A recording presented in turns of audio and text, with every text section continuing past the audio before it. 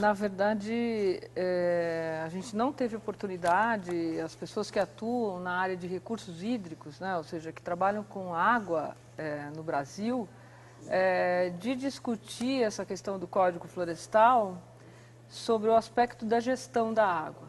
Então, no calor das discussões na Câmara dos Deputados, o Sistema Nacional de Recursos Hídricos, embora o Brasil tenha aí um plano de bacias, um plano nacional, o Estado de São Paulo, por exemplo, faz 20 anos que tem uma legislação de recursos hídricos que havia deixado de lado o recorte político-administrativo do território, que são os municípios, o Estado, o país e os países, para tratar do recorte que a natureza desenha das bacias hidrográficas. Então, esse era um grande avanço, uma mudança de paradigma muito significativa na questão de colocar na mesma mesa as pessoas que trabalham com a floresta, as pessoas que trabalham com a água, com recurso hídrico, com energia, com produção de alimentos, com a urbanização, para discutir o planejamento estratégico dos usos da água, como vencer grandes desafios da escassez da água, por exemplo,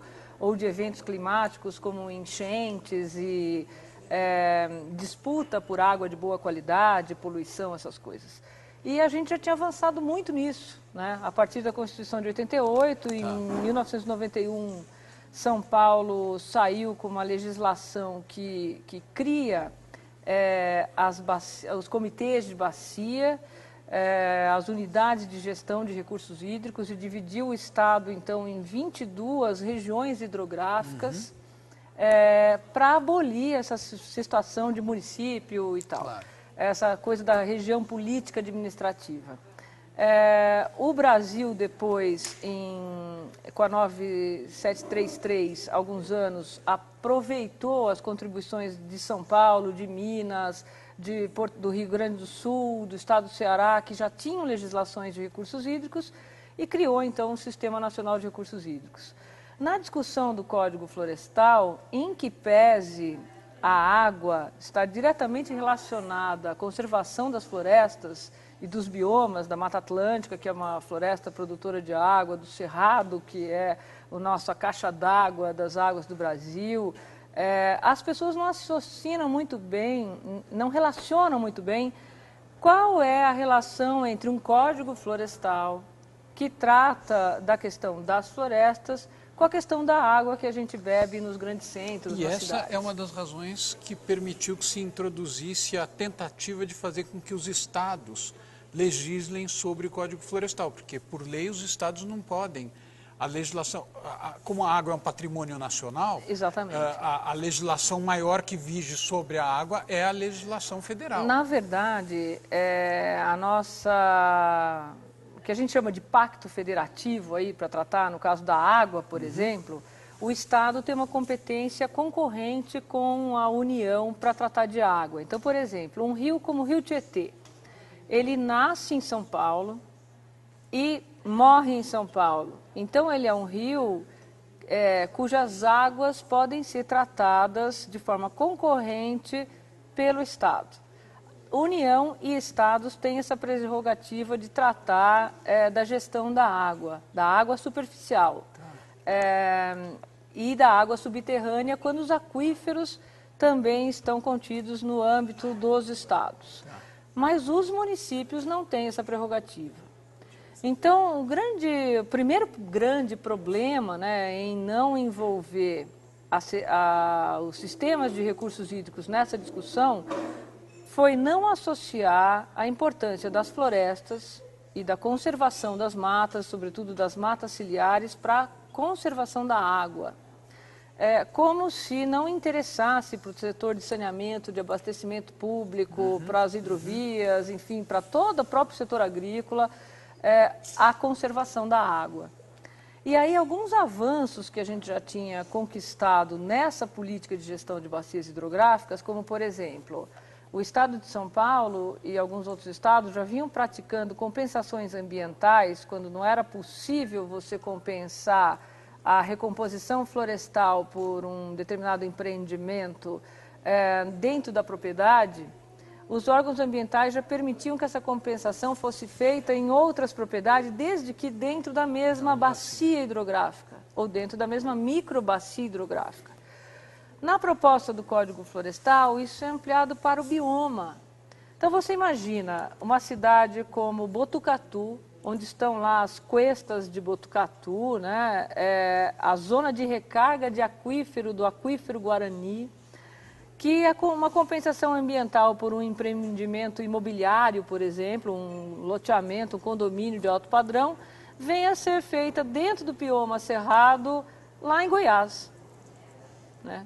O que isso vai resultar em gestão, em conservação do aquífero Guarani, que é um aquífero internacional? Vocês veem, quem ouviu a entrevista que a gente teve aqui com o Carlos Nobre, como isso que a Malu está falando, está totalmente relacionado com a importância do Código Florestal para as áreas metropolitanas e para as áreas urbanas não metropolitanas também. Exatamente. No caso de Botucatu, e eu gosto de citar esse caso porque a gente se esquece dessa questão que as águas, principalmente as águas internacionais, como o aquífero Guarani ou como a bacia amazônica, os rios transfronteiriços que o Brasil detém, não são de interesse exclusivo do Brasil, claro, né? E essa gestão já é uma gestão organizada já de muito tempo, é uma conquista de toda a sociedade, de todos os países que tratam desse recurso hídrico. E o que é pior é que, ao tratar do Código Florestal e da diminuição ou da competência de legislar sobre as áreas de preservação permanente, por exemplo, delegando isso não mais a uma prerrogativa exclusiva da União, onde os estados e os municípios podem ser mais restritivos, como é hoje, você imagina um rio como o rio Ribeira de Iguape. É um rio que nasce ali perto de Ponta Grossa, nasce no Paraná, pela formação de dois rios pequenos que vêm da região de Curitiba e outro da região de Ponta Grossa, se encontram ali num município que chama Doutor Ulisses, ainda no estado do Paraná, corre para o litoral pelo estado de São Paulo, formando ali a região do Lagamar, a região das cavernas e etc. E nós temos uma situação muito interessante lá. Na margem direita do rio, a cidade de Ribeira é estado de São Paulo. Na margem esquerda do rio, a cidade de Adrianópolis é estado do Paraná. Então, se o estado de São Paulo mantiver a APP do rio Ribeira de Iguape ali em 50 metros, por causa do tamanho do leito do rio, que é o que está no Código Florestal, e o Paraná reduzir para 15, se eu for montar uma indústria ou for fazer qualquer coisa, eu vou criar uma guerra fiscal, porque eu atravesso o rio e implanto meu negócio do outro lado, né? Quer dizer, isso quebra completamente a lógica da bacia hidrográfica, porque não adianta nada eu ter um APP de um lado, um APP de outro lado. O abastecimento público de água, por exemplo, da região metropolitana de São Paulo. As nascentes do sistema Cantareira estão no estado de Minas Gerais, no município de Extrema, né, que é o rio Jaguari, que desce para a bacia do Piracicaba. Tem o trabalho lá, pioneiro do município, que paga aos produtores de água, né, na área desse manancial, tem sido premiado, destacado no Brasil todo como um modelo. Se o estado de Minas adota uma metragem diferenciada para APP ou para zonas ripárias ou para as encostas e topos de morro, acabando com a conservação dos mananciais, o que São Paulo vai fazer? Então, nessa questão da água, nós temos essa situação em todos os grandes rios. O Rio Doce tem suas nascentes em Minas, o Rio São Francisco também, na bacia do Rio Pará de Minas. São rios que cortam 3, 4, 5 estados, de que dependem a sua conservação várias regiões metropolitanas. Claro. E veja que assustador. Quando a gente trata de áreas cujo uso das APPs são aqueles usos previstos já na legislação, como de utilidade pública, interesse social e etc., quem define quais são as obras de utilidade pública passíveis de licenciamento e uso nessas APPs, hoje é a União, o CONAMA, né, por resolução e etc. Se eu passo essa competência para os municípios, isso é inconstitucional. Claro. né? Claro. E aí a gente vai poder estar considerando, por exemplo, como área consolidada, ocupações irregulares em área de risco. Claro. Né, condenando milhões de pessoas a continuarem morando em áreas que inundam ano após ano. Pessoas que morrem de doenças de veiculação hídrica ano após ano, porque moram em lugares onde não é possível promover o saneamento. Veja, por exemplo, as áreas de várzea. Né, a gente está na semana do Rio Tietê, dia 22 de setembro é o dia do Rio Tietê. Que se comemora aí a grande mobilização pela despoluição do Tietê. Nós condenamos o Tietê à morte quando a gente retificou as várzeas do Tietê e afastou a população do convívio com o rio, fazendo as avenidas marginais. Ao usar ao interesse público, à luz do interesse público, porque é uma obra viária, uma obra de tráfego intenso como é a Avenida Marginal em São Paulo, ela está dentro do que hoje diz o Código Florestal.